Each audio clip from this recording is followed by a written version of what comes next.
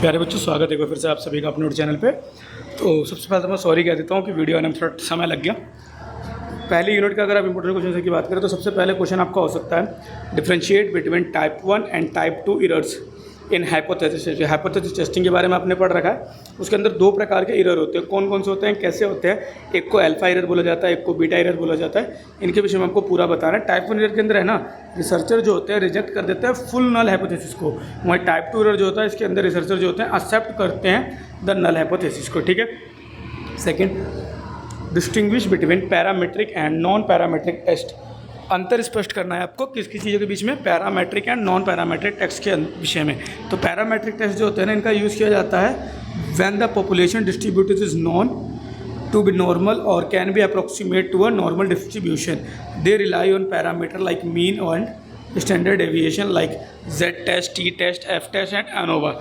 वहीं non parametric की अगर आप बात करते हैं तो नॉन पैरामेट्रिक टेस्ट होते हैं this test do not rely on assumption. ये टेस्ट जो होते हैं अजम्पशन पे लाई नहीं होते हैं about the underlying population parameter and are often called distribution free test.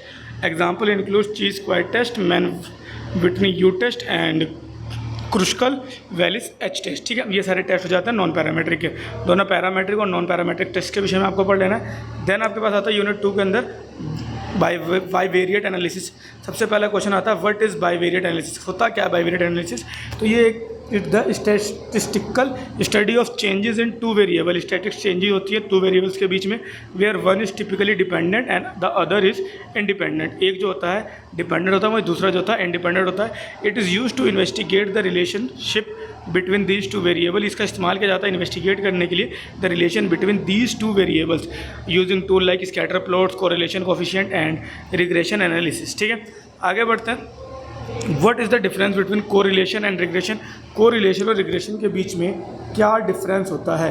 तो कोरिलेशन जो होता है ना, वो मेजर कर रहा होता है degree, amount and direction of linear relationship between two variable. वहीं रिग्रेशन जो होता है स्टैटिस्टिकल टेक्निक होता है जिसका इस्तेमाल किया जाता है टू कंप्यूटर और predict the value of dependent variable.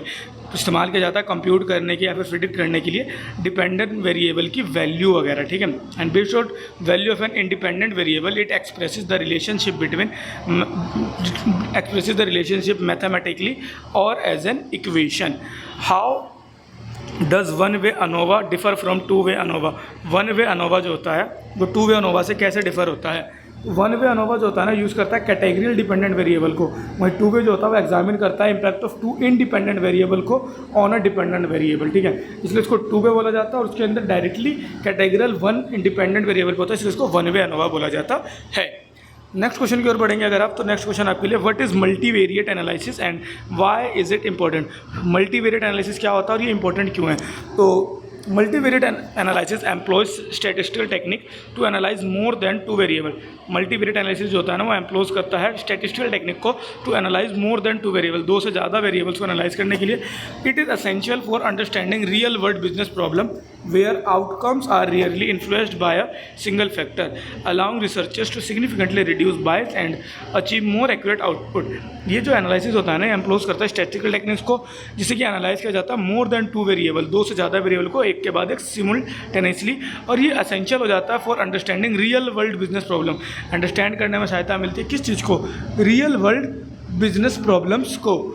Where outcomes are rarely influence, जहाँ पर आउटकम जो होते हैं रियरली इन्फ्लुएंस्ड होते हैं बाय सिंगल फैक्टर। फिर आता है differentiate between dependence and interdependence technique. अंतर स्पष्ट करने के लिए आपको बोला गया है डिपेंडेंस और इंटरडिपेंडेंस टेक्निक के ऊपर। तो डिपेंडेंस टेक्निक वो होते हैं यूज्ड व्हेन वन और more variable are designated as dependent variable while the rest are independent variable. ठीक है, मतलब कि जब एक या एक से ज़्यादा वेरिएबल डेजिग्नेटेड होते हैं डिपेंडेंट वेरिएबल के ऊपर और बाकी सारे इंडिपेंडेंट वेरिएबल होते हैं, उसको बोला जाता है डिपेंडेंस टेक्निक। वहीं इंटरडिपेंडेंस टेक्निक की अगर आप बात करते हैं तो इंटरडिपेंडेंस टेक्निक के अंदर हो जाता है used when variable can not strictly categorise. ये तब इस्तेमाल किया जाता है जब वेरिएबल्स को है ना स्ट्रिक्टली कैटेगराइज नहीं किया जा सकता एज ए डिपेंडेंट और independent. Instead all variable are analyze simultaneously, सारे वेरिएबल को एनालाइज किया जाता है एक के बाद एक करके। ठीक है, देन आपके पास आता है question what are the relationship between reliability and validity in research.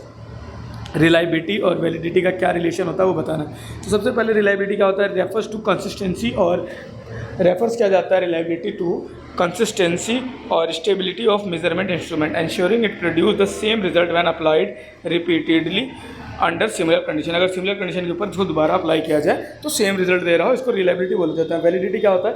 Refer to the accuracy of measurement, कितनी एक्यूरेट मेजरमेंट होती है उसको वैलिडिटी के अंदर कहा जाता है। Ensuring it actually meaning what is intended to measure, इसका जो अगर आप एक्चुअल मीनिंग देखते हैं तो ensuring it actually measures what is intended to measure, क्या इंटेंडेड है मेजर करने के लिए। और रिलेशनशिप की अगर आप बात करते हैं तो रिलेशनशिप में आपको बताया जाता है reliability is a pre-acquisite for validity but is not sufficient on its own.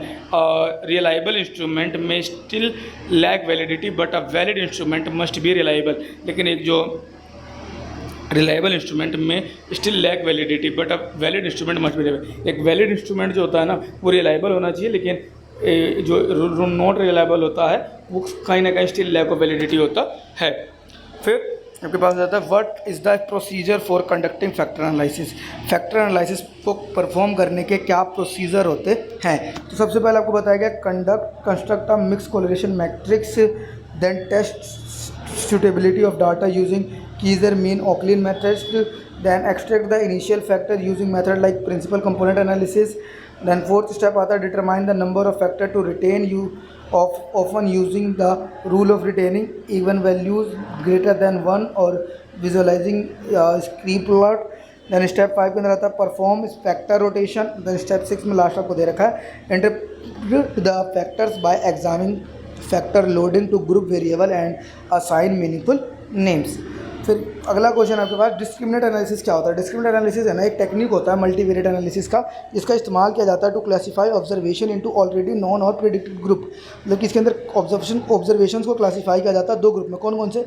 Already known and second one is predefined groups के अंदर। The technique developed a discriminate function to maximise between group variation and minimize within group variation, creating the best boundary to separate the categories। इससे best boundary create होती है जिससे कि separate हो पाती है कैटेगरीज के अंदर। What are the main methods of cluster analysis. Cluster analysis के क्या क्या मेन मेथड्स होते हैं?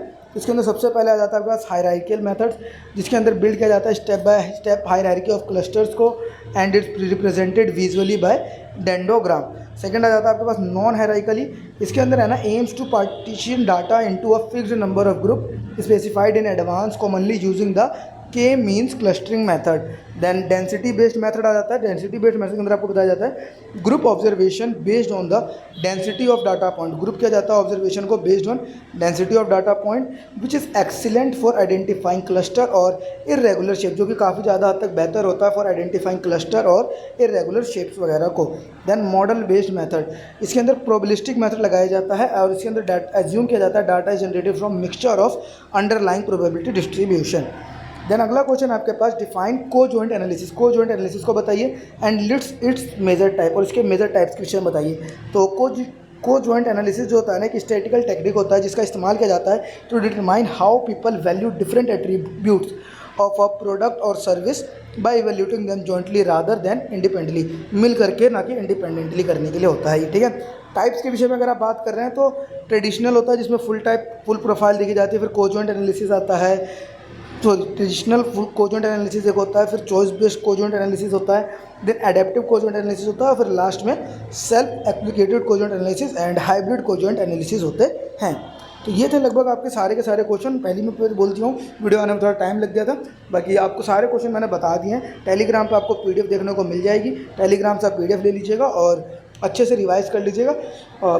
थोड़ा मैं बिज़ी हो गया था इस वजह से बहुत शॉर्ट टाइम पे काफ़ी तेज़ी में वीडियो बना रहा हूँ, क्योंकि कल ही आपका पेपर है, क्योंकि मुझे भी कहीं जाना पड़ रहा है इस वजह से। बाकी अगर कोई और समस्या हो तो आप कमेंट कर दीजिएगा, अगर संभव हो पाया तो मैं रात में एक वीडियो बना करके आपके जो भी क्वायरीज वगैरह होंगी उनको रिजॉल्व कर दूँगा। धन्यवाद, मिलते हैं अगली वीडियो में।